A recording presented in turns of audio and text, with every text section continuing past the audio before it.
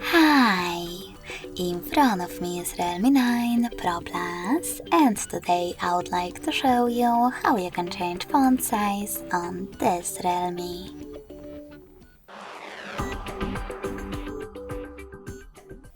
First of all, go into Settings. Now you need to scroll down and tap on Personalizations. Following that, tap on Font and Display Size.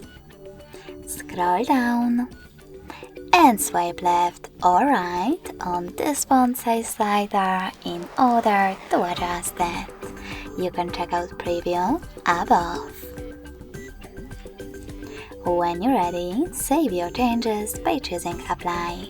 So when I click and go back, I can see that size of my font has changed.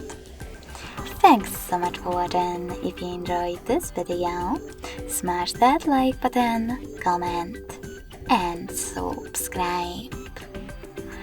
Bye!